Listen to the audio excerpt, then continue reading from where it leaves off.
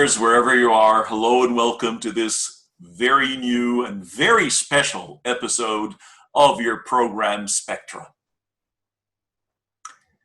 Kanata, Canada, Canadian Dominion, Canada, the true North, strong and free, our home and native land. From Buena Vista to Vancouver Island, from the Arctic Circle to the Great Lake waters, this land was made for you and me. Canada Day comes every year and comes with a lot of memories, a lot of ideas. It's a time for us to commemorate the great men who sat together in Prince Edward Island to create the beautiful Canada that we know today. It is also a time for us to commemorate many memories, positive and negative alike, many lessons to be learned. So, what is a Canadian? What is Canada all about? What was Canada in the past and how will Canada be in the future?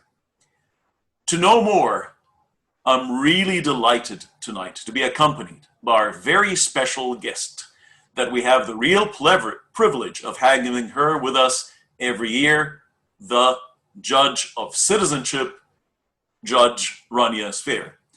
Honorable Judge, thank you very much and welcome to the program. Thank you, Mr. Al-Hadari. Judge, it's a real privilege to have you with us, and to start off, may I ask you, how is Canada today different from Canada on July the 1st, 1867? Is it only bigger in area? Is it only more technologically advanced? Does it only have a bigger population? Or is there much more to it? Definitely, it's another Canada that we have today in 2021, and it's totally different from the Canada that it was in 1867. It is definitely bigger, older, and not only more technologically advanced. It's more financially advanced, more socially advanced. It's more advanced regarding the industry, the environment, the human rights, the laws, and many other aspects. And if we look at Canada in 1867, it was composed from British Isles, mainly from British Isles and French origins people. But today, in 2021, Canada is composed from over than 250 ethnic origins or ancestry. And 1 out of 5 Canadians is born outside Canada. So it is totally a different country. It's multicultural, it's multilingual.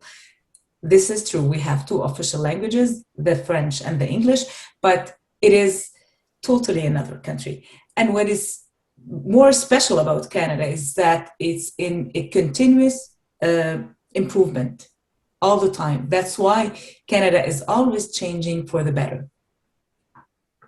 And thank you very much for this answer. But you said, so it's an entirely different country than what we had in 1867. So is there a brief timeline that you can give us for the change in the Canadian identity? Were there any specific landmarks in the history of Canada since 1867 until now? Of course, in the history of Canada, there are dates in the history that marks major changes in Canada. But what I would say that there's no really a timeline for change, because we might sleep tonight on something, and tomorrow morning, because of an event or an incident, something will change, and it will change the face of Canada. So the changes are always and continuously in Canada. But certainly, if we look at the history of the country, there are dates in the history where we lived or where Canada lived in major changes. And if we were to talk now about the Canadian citizenship, How was Canadian citizenship different at the time, at 1867, towards the end of the 19th century, the beginning of the 20th century, and today in the 21st century, in the second decade or third decade of the 20th century? How is the definition of Canadian citizenship? Is it the same? Is it different? Of course, it's different because at that time, many rights were not given to the Canadian citizens. Today, Canada is trying to give more rights as possible to Canadian citizens. So, of course, it has changed since the past. Today, the citizen is responsible, and the Canadian citizen, I mean, is responsible. He participates in the representative democracy to feel himself included in this life of democracy, in the democracy life. The Canadian citizen today feels himself like responsible to be active in the in the society, I mean. So I believe that many Canadians have this sense of responsibilities. I'm not saying that everyone is like this, but in general, the Canadian citizen is very responsible and it's very aware of the environment, of his responsibilities, his rights, his the respect that he owes to this society. And I believe as well that a lot of citizens are committed towards their country and towards the advancement of their country. So if we look at the history of Canada, so as you said, like there have been different phases and different steps that Canadians went throughout their history since 1867 and even before, because the Canadian history can start as far as 1497, 1498, when John Cabot came and discovered Canada, and then later on with, you know, the French. I will correct something, Mr. Al-Hadari, if you don't mind. I don't like the word discovered Canada. We cannot discover a country that exists. We cannot discover a country with people, with a civilization that already exists.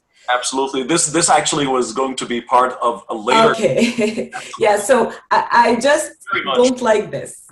Absolutely, absolutely. Totally agree with you, Honorable Judge. Absolutely, because this is a very, very critical point that I would like you to kindly answer me maybe later on during our discussion today, but thank you very much for this comment. And it's a very important comment indeed, because there is a huge difference between what some people have as a perception of Canada and what Canada really is. Real Canada, the Turtle Island, the Aboriginals, 11,000 years ago.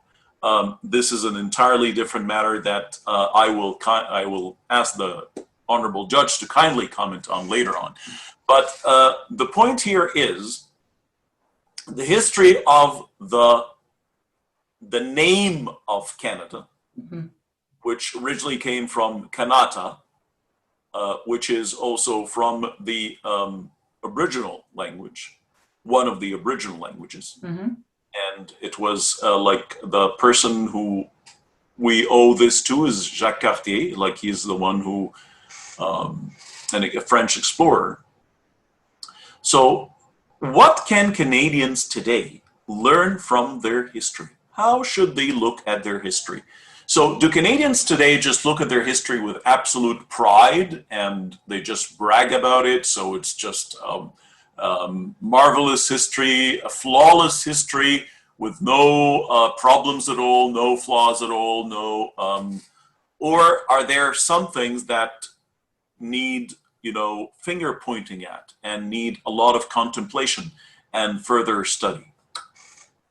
That is, in my beliefs, there is no perfection doesn't exist. We cannot say that Canada has a perfect history. It's impossible. Of course, we had mistakes. Did I make the mistakes? No. Did you make the mistakes? No. Did the actual current government make the mistake? No. Did people currently living in Canada made the mistake? No. But the history and people who were responsible of this country and who lived in this country had some mistakes. And of course, the Canadian history has some things to talk about, to change, to not consider like a dark chapter like what we are considering today about the remains discovered, the tragic discovery of the 215 remains in Kamloops Residential School, for example.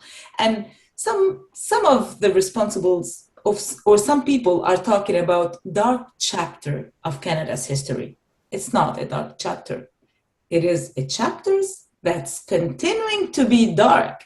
It was not just a dark chapter because the problem still exists until today. Maybe it's not in the same way. It's in a different way, but it still exists. So I don't agree with the term dark chapter, for example. But should we only look at the dark stories in Canada's history, or we should also look at the glories that this country had? So I believe that we had a lot of glories and a lot of good things to mention in our history. And like everything in life, we had mistakes. And so these mistakes, we should try as much as we can today in our society to not to correct them because it's in the past, but to try to understand what happened in the past, not to be reproduced in the future and in the present. So to talk again about the discovery of the 215 remains in the Kamloops Residential School, we should learn more about this. And I invite all the listeners, all the viewers of this interview to go and consult the report of the Commission on Truth and Reconciliation to learn more about Canada's history and to learn more about what's really was happening then. So please correct me if I'm wrong, but would it be fair to say that, like you said, there is a dark chapter, but this chapter is not over yet? Yes, exactly. Because Canada is very transparent, so nothing is hidden. So the dark things, the negative things that happened in the past and may still have some traces today, still discussed openly, publicly, even in the United Nations. Like when the Canadian Prime Minister talked in the United Nations, he didn't brag and say, oh, Canada's one of the G7, Canada's one of the most advanced, most, like rich countries in the world. No, no, no, no, no, no. He talked a lot about the Aboriginal people, the First Nations, and how much Canada still needs to do a lot of work. Canada did a lot of work, but still a lot of work needs to be done to cover up for the major losses these people had and the major indignities they suffered from. And so there's a lot of transparency about what happened in residential schools. Children who were forced to come into a school, some of them were forced to change their belief, change their language by force. If they did not do so, they were very, very severely penalized, sometimes in a very unhumane way. Again, Canada officially recognizes that it treated Chinese workers who built the railroad, the Pacific Railroad to connect the east to the west. They were treated in an improper way with a head tax. Also, Canada recognizes the ill treatment that was given to the Ukrainian Canadians, because they were considered to be like a fifth column for the the Austro-Hungarian Empire during World War I. Same thing happened to Japanese Canadians. So they really do acknowledge that, but they are still working on it. Now, having said that, what would be your message today to the people who say, come on, guys, do you really believe we will be Canadians? Are you kidding me? You know, look at what they did to the First Nations. Look at what they did to the Ukrainians. Look at what they did to the Japanese. Come on, they did to the Chinese. Come on, are you kidding me? The moment there will be a tiny problem between my country of origin and Canada, or the moment there will be any economic problem here in Canada, I'll be targeted. So what would you say to those people? Oh my God. Yeah, what would I say to these people? I would say that you have to believe that you are in a country that was built on immigration, that was built on multiple ethnicities, that was built on multicultural societies. It is like this. This land, when the first the first people who arrived to this land were the Aboriginal people, thousands and thousands years ago. And then came the French people, and then the English people, and then all the other immigrants to Canada. So this land, the principle of Canada, it is based on this. It's based on people coming to live together in this land. I cannot consider that I'm a stranger and they are treating me like this. I am from this group, they. There is no they and me, they and us. In Canada, there is we. We are Canadians all together. If I don't want to believe that, it's my problem. But Canada is one society based on diversities, based on multicultural society. It's like this. If I don't want to believe this and I don't want to take my place in this society, it's my problem. It's my problem. It's my perspective and I'm responsible of it. I don't believe that there is them and us. I am part of this society and I am Canadian as the others, like the others. If someone arrived before me to this country, like for you, for example, Mr. Al-Hadawi, you arrived before me to this country. Are you more Canadian than me? I don't think so. I don't think so at all. Do you believe that a person who arrived before you to Canada, like who was born here, let's say in Canada, he's more Canadian than you?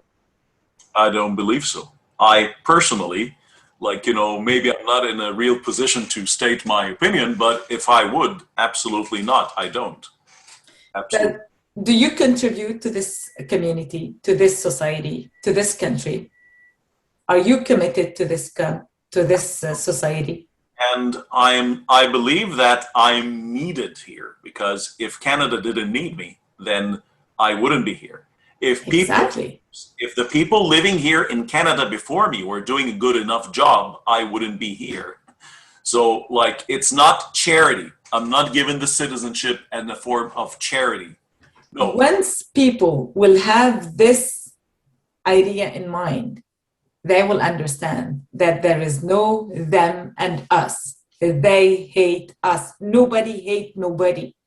In one house, in one family, sometimes brothers get in fight together. But you will not be saying them and us, him and me.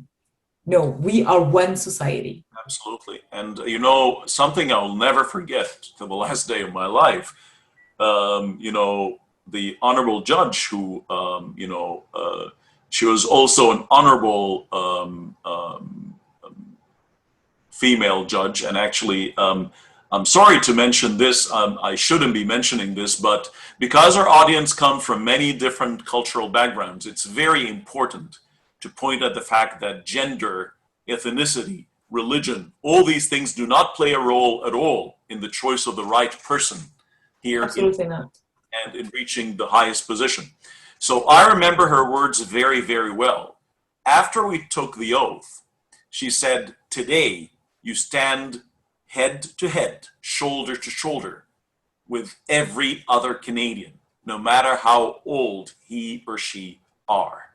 So this is something I really believe deep in my heart, and I will never allow anyone to make me believe otherwise, no matter what they say. But here, some people might resort to, for example, the province of Quebec. Mm-hmm. So the province of Quebec tried to secede from Canadian, the Canadian Federation. Also, there is a very famous visit for Charles de Gaulle, like the very famous French president to Quebec, and he talked about Quebec libre. Libre. Vive le Québec libre. Exactly. So he talked about the free Quebec. Mm-hmm. There. So, how do you see the case of Quebec and the Quebecois? Is this like, because there is the very controversial matter of recognize them as a nation within a nation. Is this a break in the Canadian citizenship? Is this a break in the Canadian identity, or is this more diversity? Of course, it's a diversity. I agree with this 100%, but you should allow me, Mr. Al-Hadani, not to answer this question. Because it's going to be very political, and I don't want to give any political answer on this. So I respect all the particularity of Quebec province, and I believe that Quebec is a nation, and it's an added value to Canada with all what this nation is bringing to the Canadian society. So, but for the other part, would you allow me not to answer? Absolutely, fully respect, honorable judge. And my other question here would be again. So many people criticize Canada for not being a melting pot. Mm-hmm. So they say if you do not have a very dominating character and a melting pot where all the others would just come in and melt to create the Canadian alloy, which is a mix of all these melted identities, there will never be a Canadian identity. They say Canada's like a salad bowl. So salad bowl, no matter how much you would, mix the ingredients, you will still see the tomatoes, the lettuce, the onions, etc., etc. So it's beautiful. I find it beautiful. And do you see that this is a way to achieve a Canadian identity in the future? Why not? It's an identity by itself, even if it's like this. Why not? We are in 2021. We are citizens of this world. We are not now like limited by the borders. We are citizens of the world. We cannot consider in 2021 that every country should be like with one only ethnicity and one only culture and one only race of people. No, the world is open now, and we are allowed to go live wherever we want. We chose Canada to live here, and Canada is an example of the good living of all these people together, which is great, actually. I find this is an identity on itself. Why not? This salad bowl, like you described it. Beautiful. It's colorful. It's rich. It's full of vitamins. It's beautiful. Why not? This is for me the Canadian identity. So not having rigid borders is an identity in itself. Why not? Yeah, of course. It's modern. It's modern. Absolutely. So people tend to look at the very classic definition of a citizenship. But welcome to the 21st century. Welcome to the new yes. world. This is the new world, and Canada is in the new world, as they sometimes would explain. So if we want to summarize in very short sentences, if I ask you to kindly complete this sentence for me, please. A Canadian is a human being, regardless his race, origin, beliefs, social class, sexual orientation, or gender. And the second sentence would be, a Canadian is not.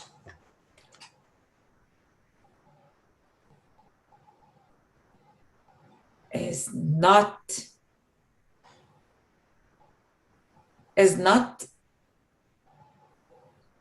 a, it's not something without a life. It's a human being. I cannot say it's not a thing. It's not a solid thing. It's changing. It's a human being. I don't know if you get my idea, but I Absolutely. mean, yeah, but I mean, like, it's not fixed. It's not like something solid. It's not a static or stagnant thing. It's something, Exactly. It's not yeah, it's something that is alive. That's something that is very, living, alive. changes exactly over time. Now, what is your prescription to any new Canadian here to become a real Canadian at heart? So, if I just landed in Canada today, what would be your advice? If First, maybe I'm sorry, if I just took the oath, I have the yeah, passport, but I really don't feel like a Canadian. What should I do? go volunteer in your community. Run run up and show up for a committee board, a commission. Get involved in a representative democracy. Find your place in the society. You have to get involved, to commit yourself, to do something you feel that you are useful. You can do it. You can do it and you can succeed. Go, try, do something to this society. Don't stay in your cultural community. Don't stay in your cultural community. Go to the Canadian theaters, watch Canadian movies, listen to Canadian music, speak to Canadian people. And what I mean with Canadian people, people who are not from your culture.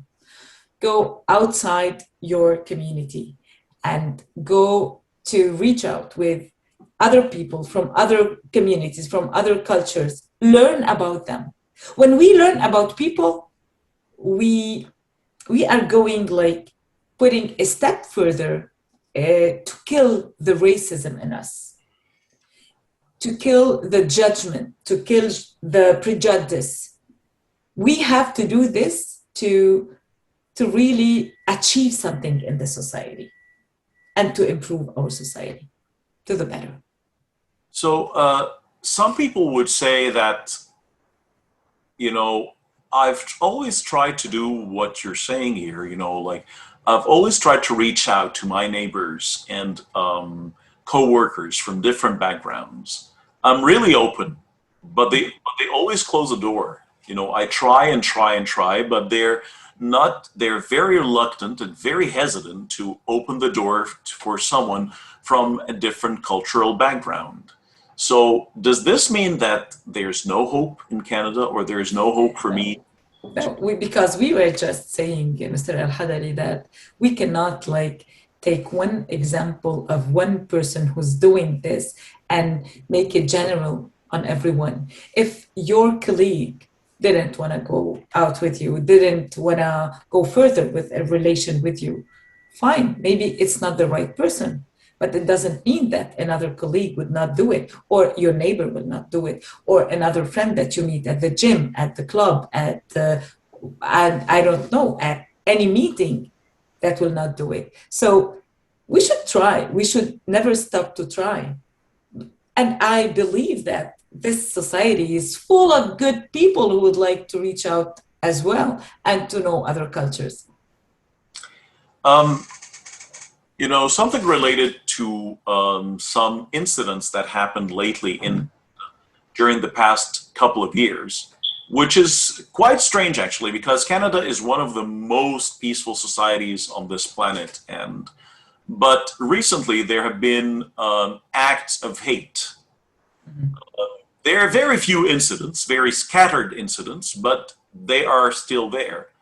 And some of these incidents were of related to race, related to beliefs. So how do you perceive these incidents? And can these incidents really play a role in changing the multicultural fabric of Canada, in creating ethnic silos and ethnic ghettos? So everyone will be sitting in their separate island in the archipelago of Canada. Can these incidents do this? In some society in Canada, the ghettos exist, right? Do you agree with me? They exist, unfortunately. Uh, these crimes could like lead maybe to a fear or to feel to feel like we are not in a insecurity if we are with other people. But I believe as well that it is, as you mentioned, it's very rare in Canada. And all the incidents are individual incidents, like based on individual who decided to do this act of hate or this crime of hate. And it's not allowed, of course, but we are not talking about groups. We are not talking about people who are against some other people. It's still individual. This is not a way to go and isolate ourselves in our ghettos. We should like learn from these incidents to go outside, to introduce ourselves, and to let people learn more about us. Of course, I don't know if you meant in what you mentioned the late incident of London, Ontario, and what happened to the Muslim family. And this is really sad. But what I would suggest and what I would like to see, that Muslim people will go out and talk about themselves. You should not be scared of us. We are people who want to live in peace in this society, and that's why we came to live in Canada. So you cannot judge us just because you have a certain idea about us in your mind, and it's not based on any truth. Unfortunately, some people don't wait to learn about the other before they give their judgment. And the only way to break these judgments and these prejudices is to let other people learn about us. Let other people learn about the reality of who we are. And I guess like when you know someone and you know his story, his background, and everything about him, you will have another idea about him. Absolutely, seeing is believing, and we always hate the darkness because we don't know where we're. Yeah. Always hate what we don't know, and ignorance always leads to bigotry, and prejudice is a very very evil, virus that can really attack any society. We're recording this interview a little bit before Canada Day, so we sincerely hope that no other incidents might take place before the interview is aired. But if hopefully again nothing happens, still what you said would still apply. These are individual acts, and they should not scare us. Um, Canada is, by definition, a secular country.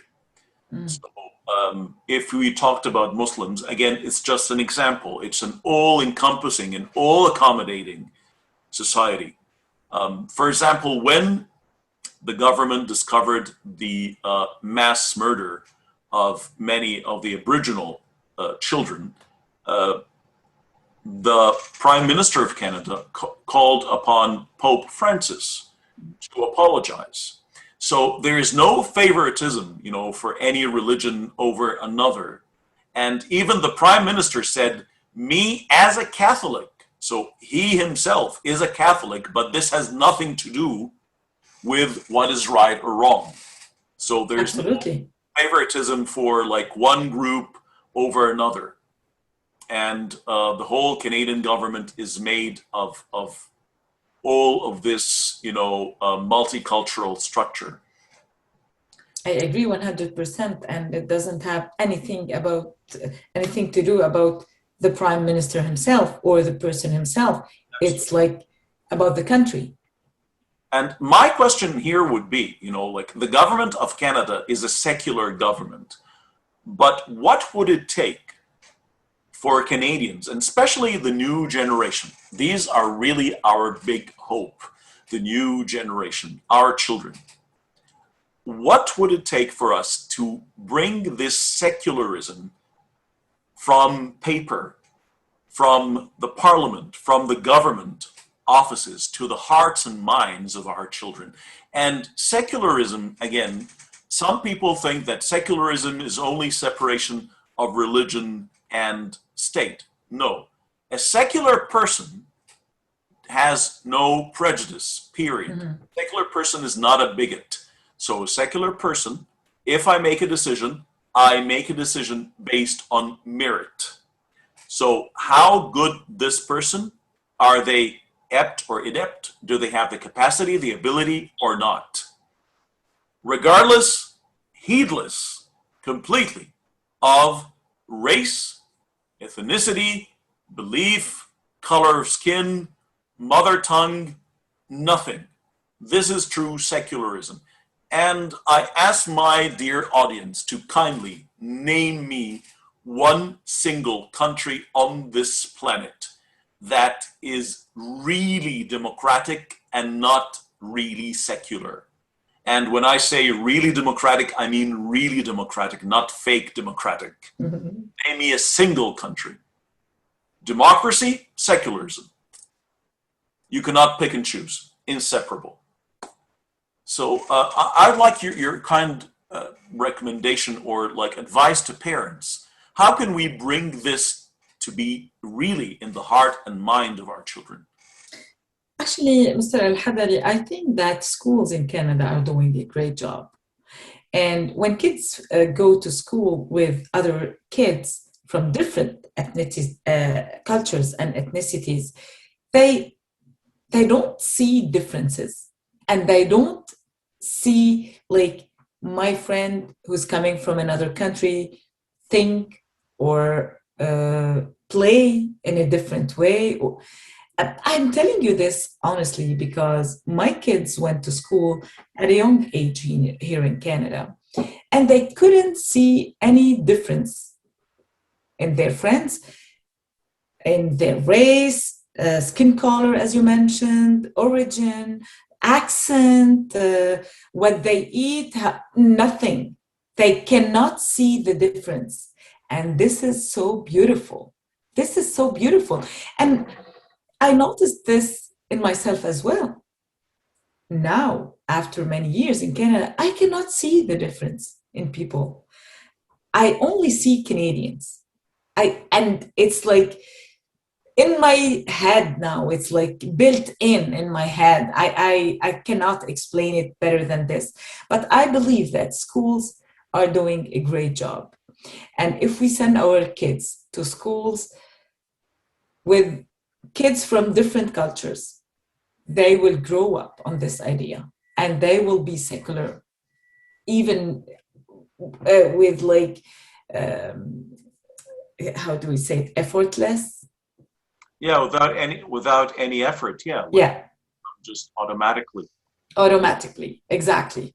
will come there. And last but never least, again with the new generation, and going back to something you very kindly mentioned in the beginning. So Canada really did not start, or this land did not start in at the end of the 15th century with John Cabot, because this land was visited before by people from Iceland who are trying to go to Greenland, but they got drifted, and they came here. But much before that, more than 11,000 years ago. Now, there are two popular stories actually, that are shared about this. So one story, or like, let's say the more official one, is that 11,000 years ago, during the last ice age, people migrated from Asia, mm-hmm. to Alaska, then went all the way down to North America. So, and these were the Aboriginal people. But according to some Aboriginal people who are friends of mine, I tend to really have the privilege of having several Aboriginal friends. Their story is different. They tell me, no, we did not come here 11,000 years ago.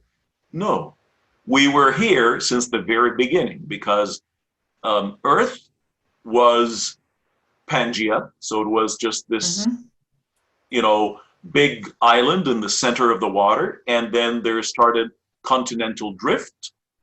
So with the continental drift, when we stayed there, so we became separated from other people. So we did not come here. We were always here. The earth is our mother, and we are like the plants, the trees, everything. We are all from the same origin. How do you see the future in Canada with the new generations, and also with the Aboriginal people? How can we make it up to the Aboriginal people, and how will the new leaders be like, in your opinion, in your imagination, when the new generation that got rid of all the bigotry, the stereotypes, the prejudice that might have come with their parents, when they got rid of their old luggage, put it away, the pigeonholes, threw all these things away? How do you see Canada in the future? I can see it, first of all, in good hands. I can see what we are preparing today. The table that we are setting today is not bad, actually. And people who will come after us, like this, the generation just after us, they will be ready to work with what we left, and that they will improve to do better things and to do better achievements. And they will learn from the past. And absolutely, the history in Canada, as you mentioned earlier, Mr. Al-Hadari, is very transparent. It's very transparent. There's nothing to hide.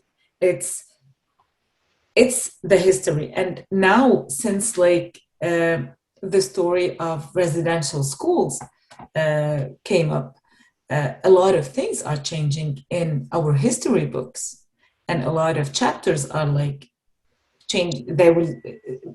I believe that the text will be changed to tell the truth and to tell the real story behind it. So I believe that the more we go into the future, the more people will not need to lie anymore, and they will be more transparent. And people who will be growing up on this mentality and these ideas, they will know how to lead this country. I think the country will be in good hands.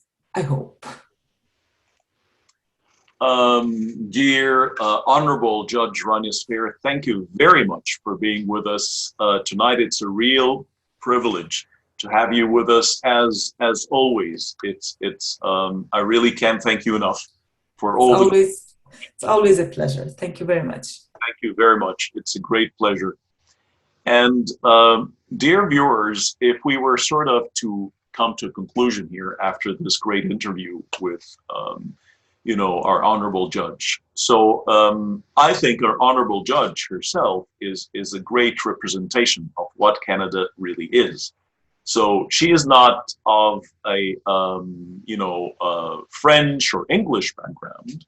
She's not of European background, but she acquired a very superior and a very honorable position here in Canada because of her abilities, her merit. She earned it. So here in Canada, you earn what you get. And this might be the impediment or the obstacle in the eyes of some people, because in some cultures, you don't really earn. You just inherit things, or you get things via connections. But here you really earn it. Some people say, oh, networking, and so this is just like connections. Not really, no, no. Networking might maybe put your foot through the door, but it will not take you all the way up. No, never. Not in Canada. That will never happen. And you really need to understand something that, like the judge said, you must judge things according to time and space. You traveled thousands of miles from the old world to the new world. So definitely there should be a change. There should be a difference. It would be so improper and so unfair to judge the new world with the standards of the old world. So the meaning of citizenship, which is a melting pot where everybody must follow specific traditions and customs and so on to become a citizen, is out of place, completely out of place in Canada. Canada is the new world. It is the 21st century. It is, you know, the embodiment of the 21st century. The way citizenship has always been depicted and talked about in ancient cultures and classic cultures no longer exists. It's the new world. So would you like to use your ancient cell phone? No. Your ancient car? No. Your ancient PC? No. Your ancient television? No. So why do you want to use your ancient understanding of citizenship? Life goes on. Progress. Canada is progress alive.